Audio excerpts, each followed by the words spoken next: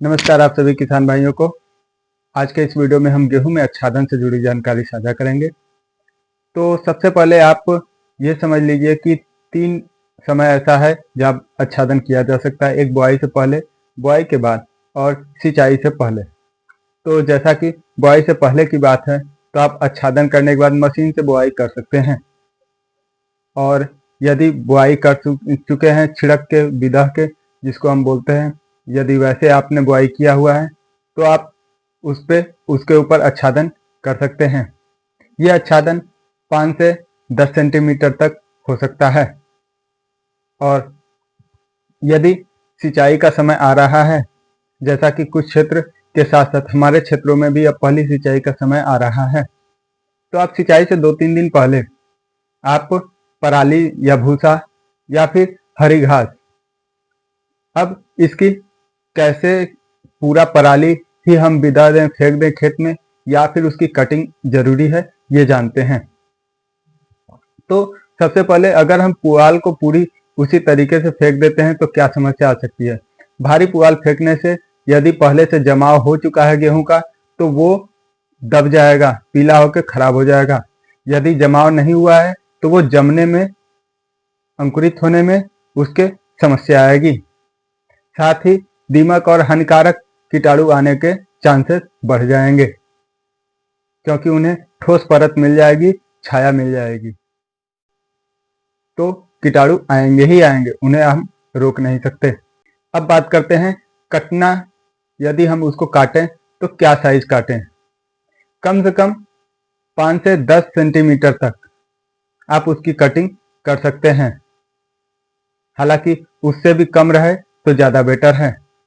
तो भूसा और पुआल हमें काट के ही फेंकना है। भूसा तो ऑलरेडी कटा हुआ चीज है, लेकिन पुआल को हमें काट के फेंकना है। अब इसकी मात्राएं कैसे होंगी वो समझते हैं।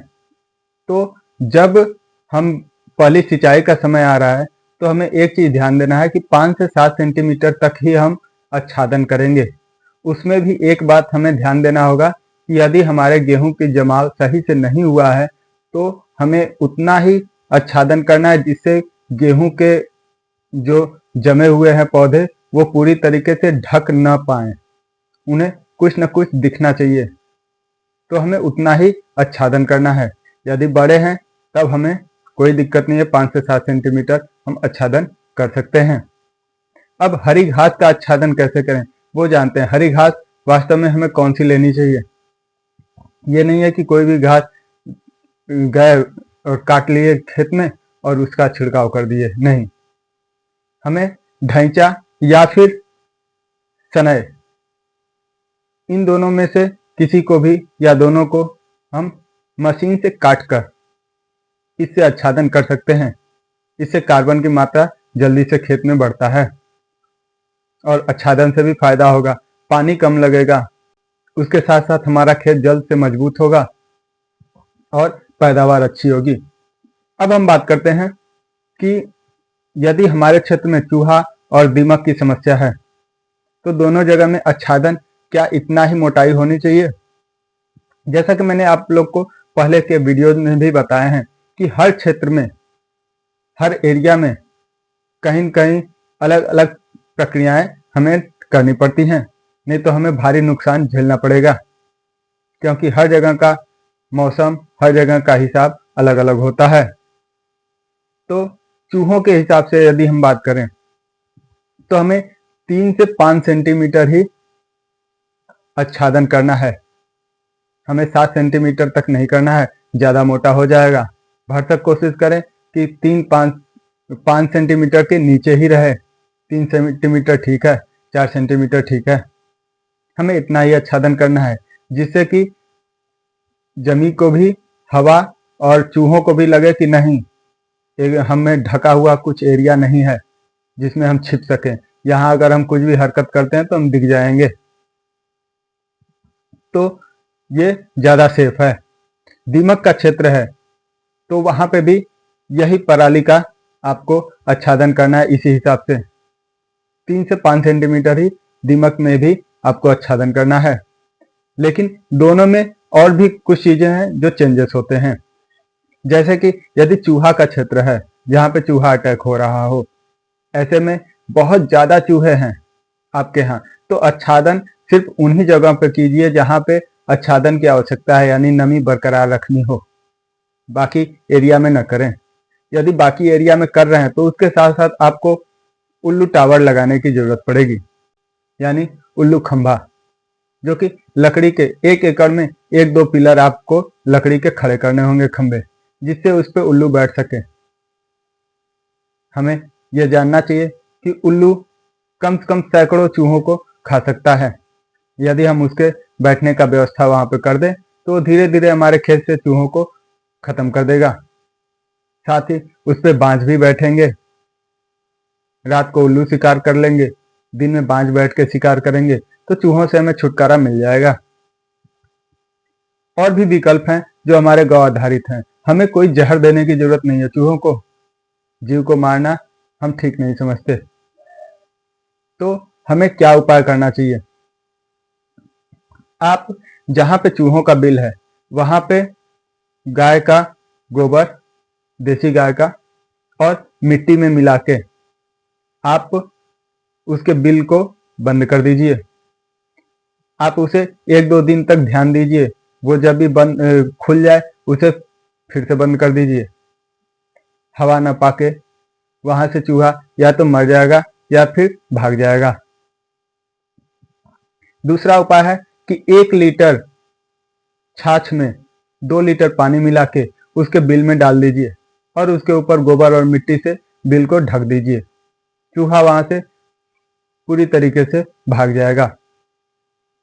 तीसरा उपाय है, यदि हम आच्छादन किए हुए हैं तो हम आच्छादन के नीचे उस बिल के पास नीम के पत्ते या फिर नीम के खली से उसके मुंह में भर के आच्छादन कर सकते हैं। इससे वह वहां से भागेगा। उसके साथ ही हम एक और उपाय भी कर सकते हैं। हमें अपने खेत के मेड़ों को साफ रखना होगा, वहां पे कहीं पुआल न रहे, क्योंकि चूहे हमेशा मेड़ों से यानी बाहर से आते हैं।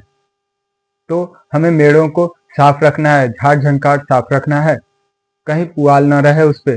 तो इससे चूहों आएंगे ही नहीं और हमारे खेत बचे रहेंगे। तो ये सारी प्रक्रियाओं से हम चूहों से बच सकते हैं। अब हम बात करते हैं दीमक का। तो दीमक को रोकने के लिए, यदि हमारा क्षेत्र दीमक का है तो हमें पहले ही उसका रोकथाम कर लेना चाहिए। उसका पहले ही रोकथाम क्या है वो मैं आपको बताता हूं। हमें नीम की खली को पानी में मिला के, आप या फिर आच्छादन नहीं किए हैं तो नीम की खली 40 से 50 किलो तक प्रति एकड़ के हिसाब से हमें खेत में छिड़काव करके उसके ऊपर आच्छादन कर सकते हैं। इससे दीमक से हमें राहत मिलेगी। यदि हम आच्छादन पहले ही कर चुके हैं और दीमक का अटैक हो रहा हो तो ऐसे ही स्थिति में हम नीम के खली को पानी में घोल के, या तो जब सिंचाई हम कर रहे हैं तो सिंचाई के साथ ही पानी में बहा दें, या फिर उसका छिड़काव हम पहले कर दें उसके बाद सिंचाई कर दें। वो धीरे धीरे सिंचाई से पकड़ के नमी अंदर नीम मिट्टी में चला जाएगा। ये उपाय से हम दीमक से बच सकते हैं।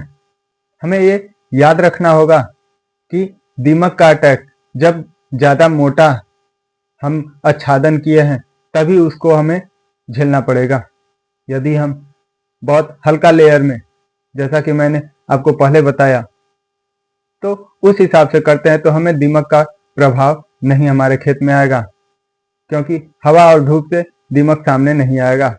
हमें नमी बरकरार रखनी है अपने फसल के अनुसार। आप सिंचाई के साथ जीवामृत का और घन जीवामृत का भी छिड़काव कर सकते हैं। जीवामृत का खास तौर से छिड़काव करने से आपको फायदा ये होगा कि हमारे जो मिट्टी के जीव हैं वो सक्रिय हो जाएंगे, और जब वो सक्रिय होंगे तो दीमक जैसे हानिकारक कीटाणु और कीड़े वहां से सामने नहीं टिकेंगे और वो धीरे धीरे जगह छोड़ के चले जाएंगे। तो हमें मिट्टी के जीवों को सक्रिय करना बहुत जरूरी है। इसके लिए जीवामृत का छिड़काव समय समय पे आप करते रहिए। हमारे फसल सुरक्षित रहेंगे और ज्यादा फायदा देंगे। तो ये सारी प्रक्रियाएं हैं जिससे हम इनसे बच सकते हैं और अपनी फसल अच्छे से उगा सकते हैं। अब आपके यहाँ क्या समस्या है, क्या दिक्कतें हैं, आप हमें कमेंट कीजिएगा। और हमारा स्क्रीन पे चल रहा व्हाट्सएप नंबर आप नोट कर सकते हैं। आपके यहाँ जो भी समस्या है आप उसका फोटो ले सकते हैं। बिना फोटो के भी आप हमें लिखित रूप से मैसेज कर सकते हैं व्हाट्सएप पे। हम उसका समाधान आपको अपने वीडियो के माध्यम से बताएंगे। धन्यवाद।